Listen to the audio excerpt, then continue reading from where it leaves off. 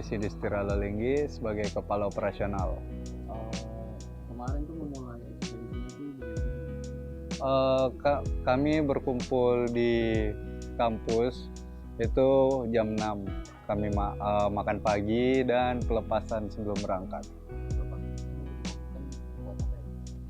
Pelepasan di himpunan kami itu dimaksudkan untuk biar orang yang ke lapangan tahu nih, orang yang ke lapangan jumlahnya berapa dan lokasinya kemana.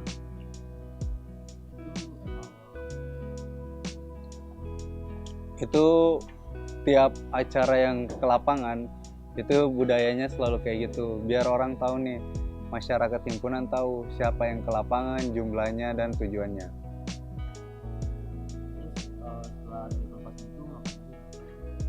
Setelah pelepasan kami berangkat dari kampus sekitar jam setengah 9 sampai di Pelabuhan Anyer itu jam setengah 11. Lalu lanjut naik kapal sampai di pulau jam 12.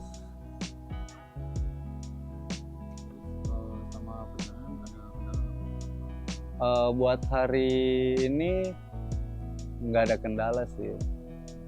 Cuman tadi kita ada keterlambatan saat memulai ke lapangan. Karena ada miskomunikasi antara warga desa yang nyiapin makanan dengan panitia kami. Terus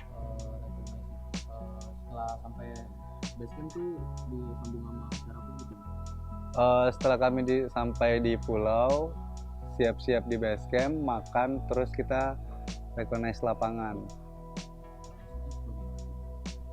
Jadi ini kan kita ekspedisi di pulau ini belum tahu nih medan-medan lapangannya kayak gimana, jalurnya kayak gimana. Jadi kita ngelakuin recognize dulu buat pengenalan lapangan gitu. Jadi biar tahu medannya dulu nih dengan jenis-jenis batuan dan segala macamnya lah. Overall sih good.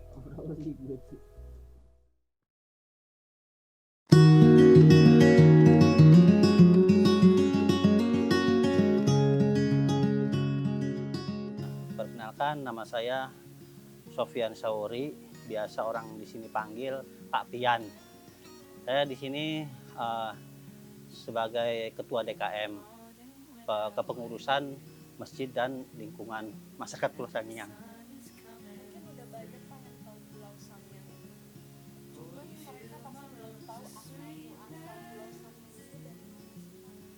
Kalau asal muasal Pulau Sangiang menurut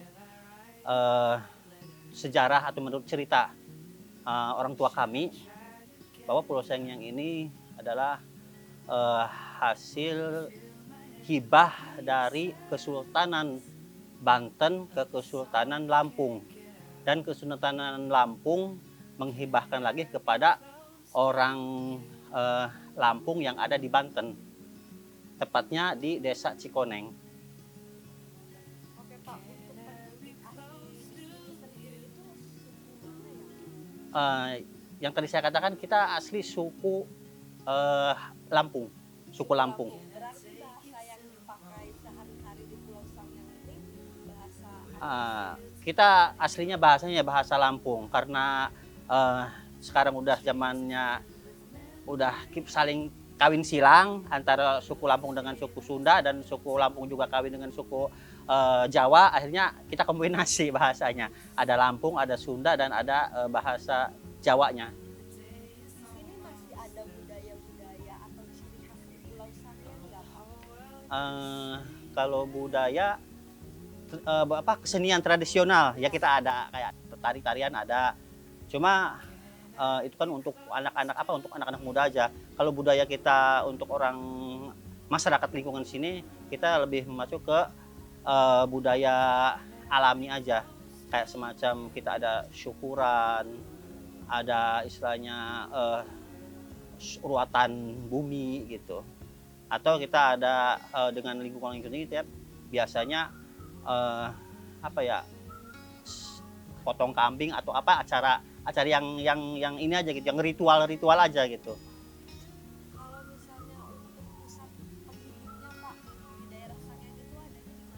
Eh, Kalau dulu kita emang pusatnya untuk kependudukan di lokasi sekitar sini ya sekitar Legonwaru, Wakap.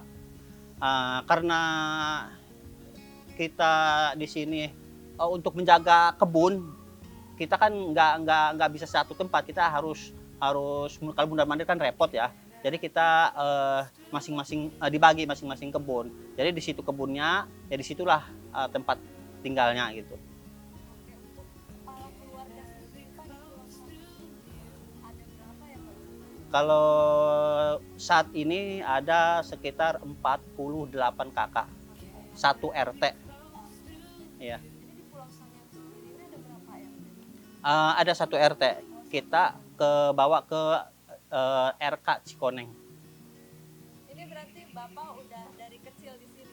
Ya dari lahir di sini, cuma kita masuk ke sini itu merantau dulu di sana gitu. Kalau udah gede baru baru di sini tuh. Oh, Bapak kalau boleh tahu aslinya dari Asli Anyar, asli Anyar.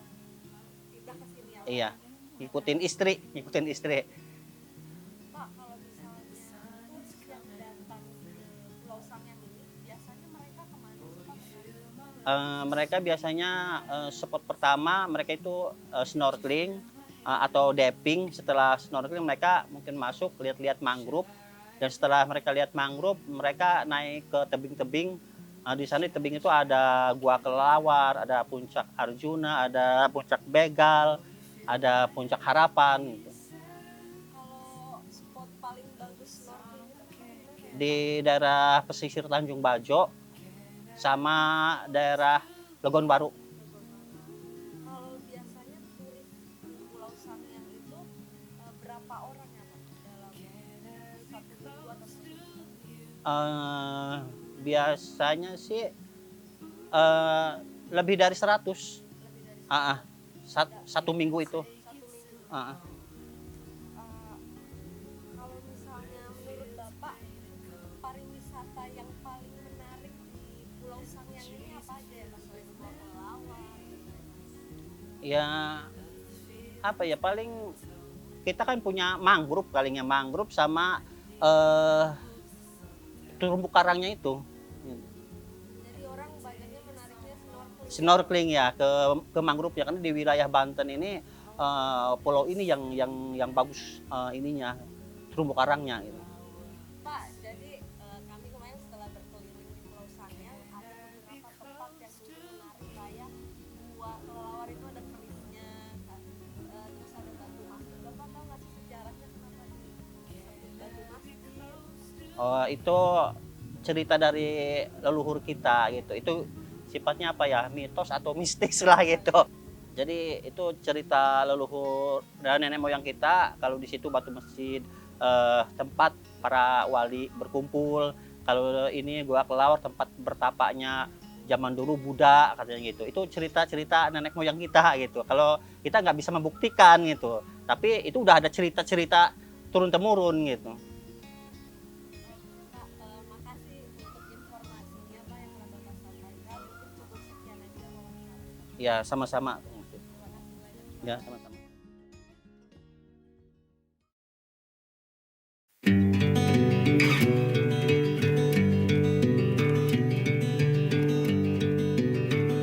Nama saya Sidney, selaku ketua tim A di Traverse A. Traverse A itu kita desain itu dari selatan menuju ke arah base camp. Itu base camp kita itu di tengah daerah penelitian kita. Terus dimulainya tuh pertama dapat berapa LP hari? Kita total dapat 22 LP. Yang pertama itu kita dapat 10 LP geosite, terus kita dapat 10 LP petrologi, dan kita dapat 2 LP geomorfologi. LP geosite itu apa aja yang LP geosite itu kita menggunakan klasifikasi Kubalikova tahun 2013.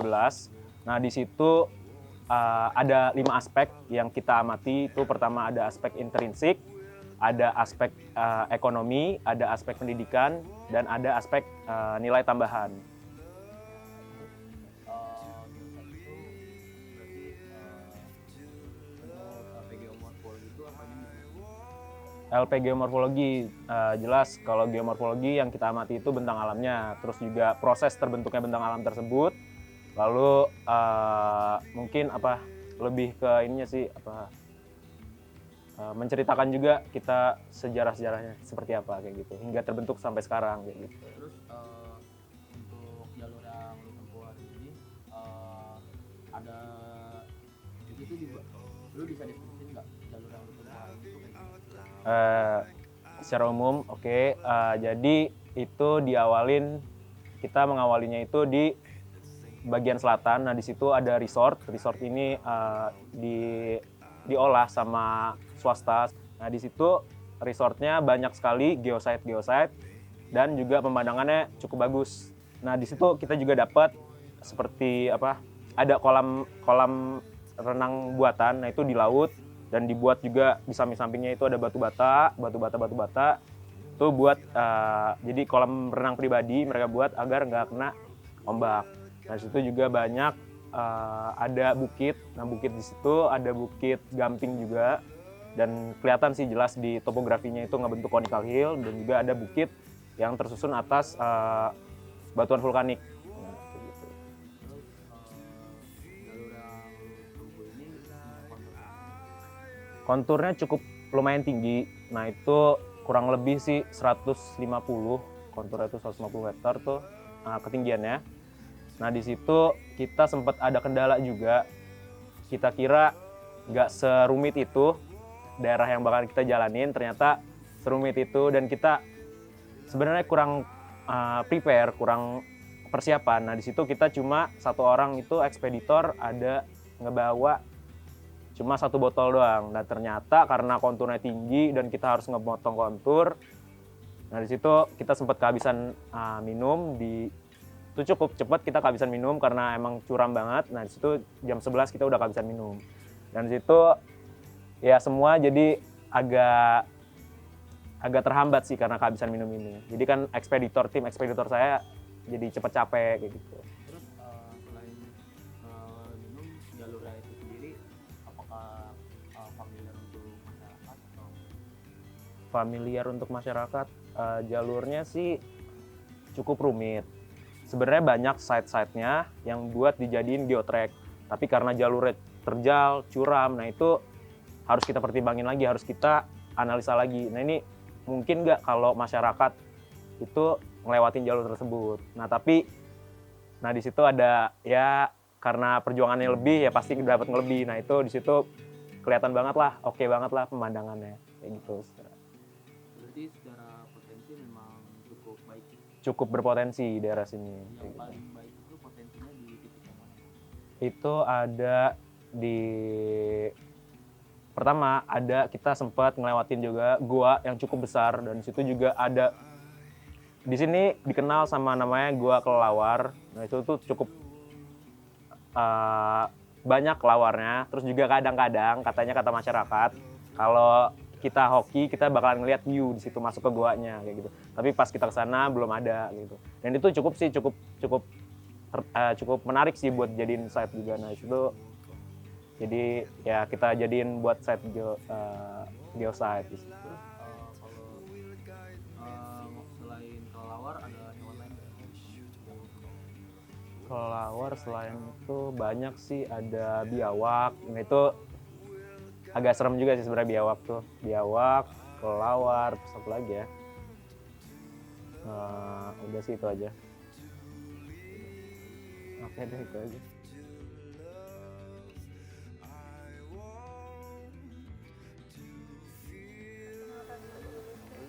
Nama saya Shirley, selaku Ketua Ekspeditor Tim B hari pertama.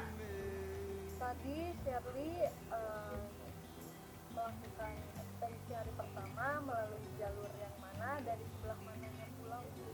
Jadi hari pertama ini, dari Tim B itu entry point-nya itu berada di sebelah selatan Pulau Sangiang. Kita berjalan dari selatan ke utara. Nah, selama perjalanan itu kita menemukan beberapa lokasi pengamatan. Di antara ada pengamatan untuk lokasi pengamatan untuk mengetahui surface fisik dari air, kemudian pengamatan petrologi dan geosite. Kira-kira ada berapa sumur yang bisa didapatkan hari ini? Hari ini untuk pengamatan hidrogeologi itu kita menemukan 5 sumur. Situ kita melakukan tes fisik air, menganalisa tes fisik air. Ada nggak perbedaan signifikan dari sumur-sumur yang sudah teliti? Ada dari 5 sumur yang diteliti hari ini, ada 2 yang cukup berbeda di antara yang lainnya. Itu di sebelah mana pulau, kalau boleh tahu?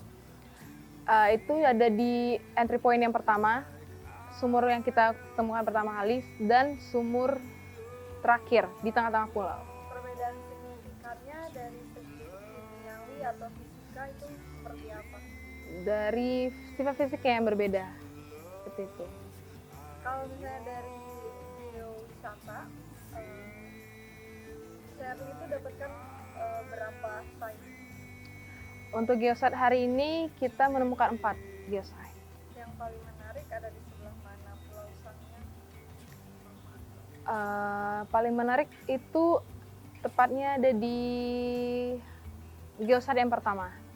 Geosite yang pertama itu cukup menarik ya dari segi estetikanya, begitu deh. Ada nggak sih kesusahan untuk hari pertama ini? Kendala hari ini tidak ada ya. Selama perjalanan hari ini tidak, mungkin ada 1 kali pendakian, tapi itu tidak terlalu tinggi juga. Dan sisanya rata-rata perjalanannya datar-datar saja.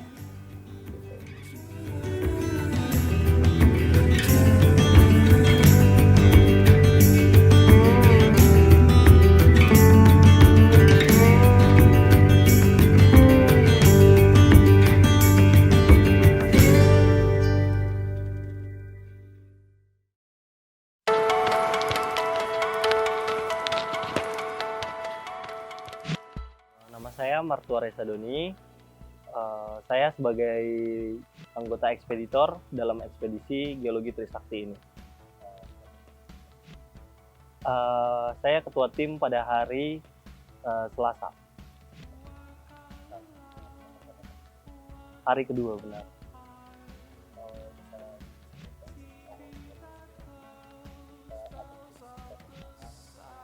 Oke, jadi yang pertama itu saya dan tim itu di Traverse A.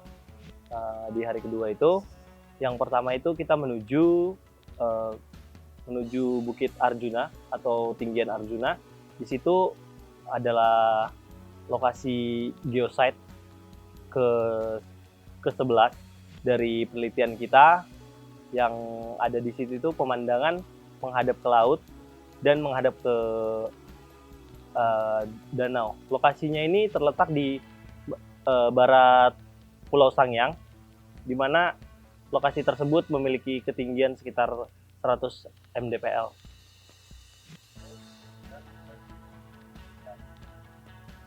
Setelah itu kita turun ke arah utara, ke arah titik 10 kalau di arah traverse kita. Di situ kita mendapatkan lokasi pengamatan hidrogeologi. Seperti biasa kita melakukan pengukuran muka air tanah, elevasi, sifat fisik tanah yang berupa electricity conductivity, baru TDC dan pH dari air tersebut, supaya kita bisa menentukan sifat fisik dari sumur atau air di lokasi tersebut.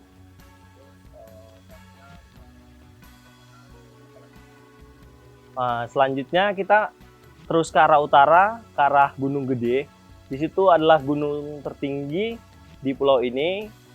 Di lokasi tersebut kita menemukan geosite untuk melihat pemandangan berupa perbukitan dan lautan.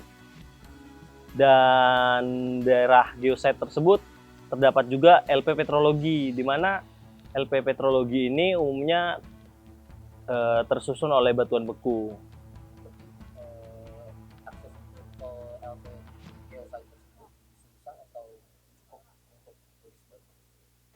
Kalau akses itu susah karena kita harus melakukan pembukaan jalan pada lokasi itu, Jadi belum ada jalan yang bebas untuk masuk ke daerah tersebut. Kalau dari potensi geowisata sih daerah di situ itu sangat bagus karena kita bisa melihat pemandangan yang indah mulai dari pasir pantai, perbukitan, laut, dan itu lokasinya sangat rekomendasi banget deh.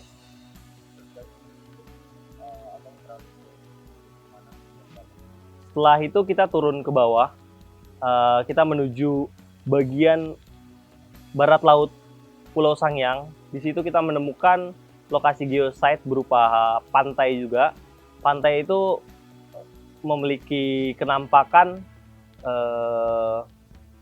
yang bagus karena terdapat juga pasir yang lumayan unik, agak sedikit kemerahan, dan juga daerah tersebut dikelilingi oleh dinding-dinding.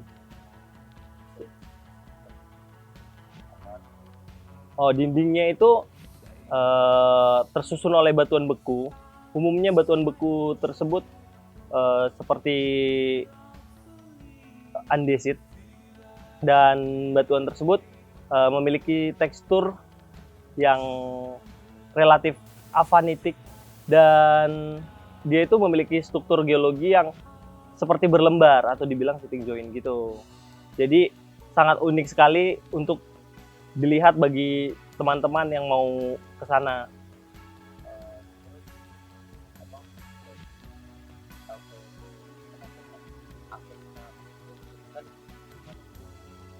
Kalau untuk akses masih sulit juga karena daerah di situ itu termasuk di ujung pulau ini, sehingga untuk datang ke sana harus membuka jalan juga. Tapi untuk dari potensi geosite-nya itu sangat rekomendasi sekali sih, karena kita bisa melihat bentang alam yang unik, baru mendapatkan pantai yang bagus, dan lokasi-lokasi yang jarang kita temuin lah di daerah-daerah yang sebelumnya.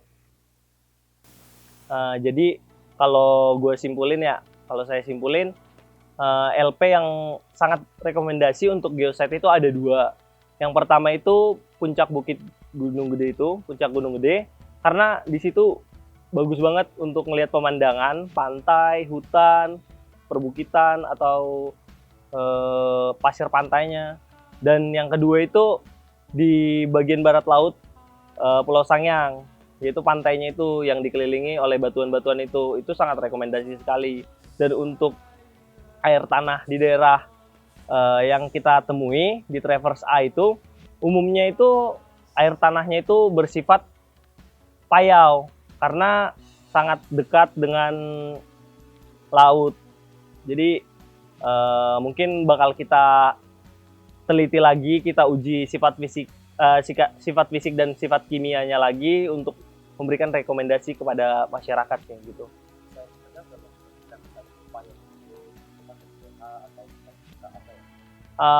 Kalau payau itu kita nentuinnya dari rasanya sih pertama, dan pH-nya juga relatif lebih besar dari 8 umumnya, dan memiliki electric conductivity-nya lebih tinggi biasanya nilainya. Jadi kita bisa menentukan dia payau seperti itu. Iya, benar sekali. Oke, sama-sama.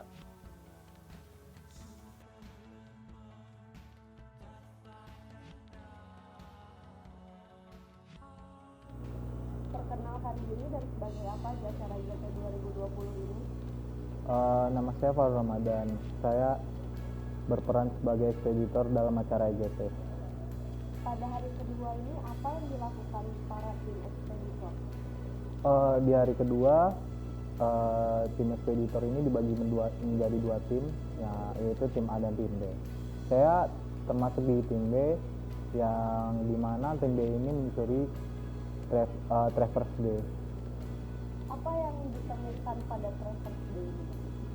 Traverse B setelah ditelusuri yaitu traverse yang arah ke utara di Pulau Sangiang ini mendapatkan 16 LP petrologi, 1 LP geoset dan 3 LP geomod. Apa yang paling menarik pada hari kedua ini, Bang? Yang lebih menariknya sih saya melihat di Pulau Sangiang ini di pesisir daerah utara dan bagian tenggara itu disusun oleh batu gamping non plastik. Untuk LP geosite-nya sendiri itu ada di sebelah mananya Pulau Sangiang?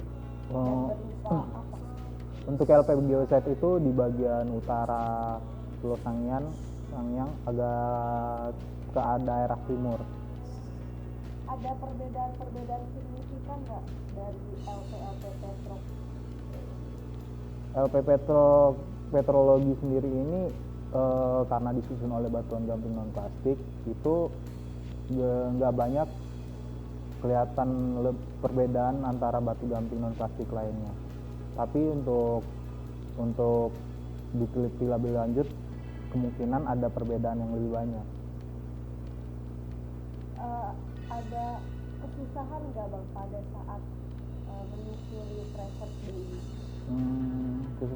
Kesusahan itu menurut saya kesusahan di waktu di Traverse B itu terletak pada jalur yang kita lalui, karena kebanyakan daerah pesisir pantai Pulau Sangiang ini di bagian utara itu udah ditumbuhi oleh semak belukar yang banyak dan rawa. Jadi kita harus membuka jalur sendiri. Oke, terima kasih atas informasinya, Bang Farul. Iya, sama-sama.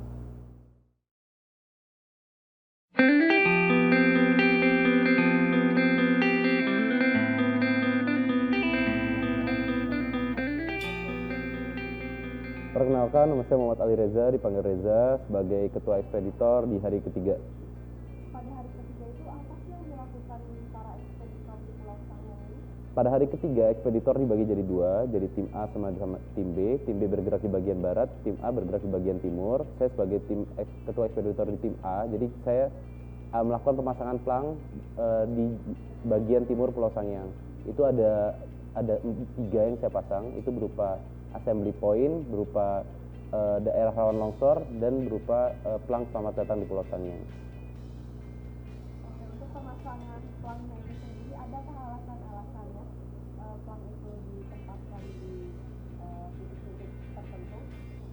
Nah, dari Pulau Sangiang sendiri, di bagian baratnya itu memang daerah-daerah yang rawan longsor karena punya batuan-batuan yang lebih bentukan geomorfologi lebih terrain, lebih bergelombang. Jadi kita masang di daerah-daerah yang menurut kami itu berbahaya dan harus waspada, yaitu ada berupa di Tangga 1000 dan di tebing Breksi di bagian selatan pulau. Kita juga masang berupa plang selamat datang di dermaga-dermaga di Pulau Sangiang, itu ada 2, itu ada di timur Pulau Sangiang. Oke, terima kasih Ari Reza telah menyampaikan informasi. Sama-sama, Mbak. Perkenalkan diri dan sebagai apa JKT 2020 ini? Perkenalkan, nama saya Anil sebagai Ketua Ekspeditor pada hari ketiga. Apa yang dilakukan ekspeditor pada hari ketiga di acara EGT ini? Jadi pada hari ketiga kita melakukan pemasangan plang. Plang apa yang dipasang pada daerah Sangiang ini? Jadi plang yang dipasang adalah plang evakuasi bencana, rawan tsunami, dan assembly point. Masing-masing plang itu dia ditempatkannya di mana dan kenapa? Jadi yang rawan tsunami kita ditempatkan di pantai karena pantai-pantai tersebut pernah mengalami tsunami. Kemudian pada titik kumpul kita letakkan di puncak-puncak bukit yang dapat berkumpul jika terjadi tsunami, dan kita letakkan jalur-jalur evakuasi untuk diarahkan ke puncak bukit tersebut dari pantai. Untuk plang jalur evakuasi rawan tsunami itu sendiri, itu ditempatkannya di pantai bagian mana, timur atau barat kah? Jadi pelang evakuasi tsunami tersebut diletakkan di pantai sebelah barat Pulau Sangiang. Oke, terima kasih Anil atas wawancaranya. Ya, terima kasih.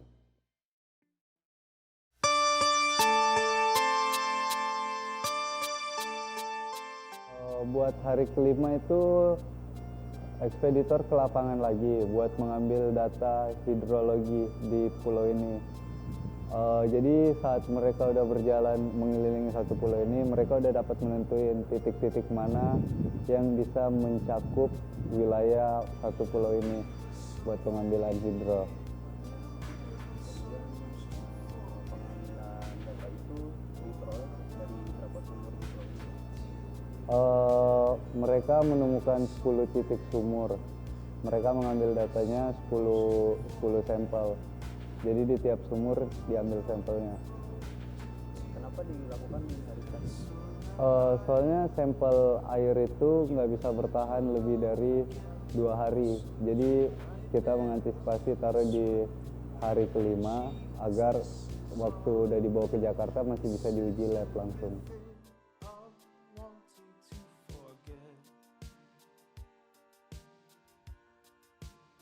Untuk hari terakhir ini, ekspeditor udah mengolah data, udah mendapatkan petanya masing-masing, hasil-hasilnya udah kecapai. Mereka melakukan penyuluhan untuk warga, entah itu buat kebencanaan, buat wisata, dan buat hidrologi, kelayakan pulau ini layak dihuni atau enggak kan dari hidrologinya juga. Mata acara tersebut apalagi yang dilakukan oleh ekspedisi? Setelah penyuluhan, ekspeditor itu makan siang lalu foto-foto dan balik ke Jakarta. Terima kasih Bang buat informasinya, review ekspedisi. Terima kasih.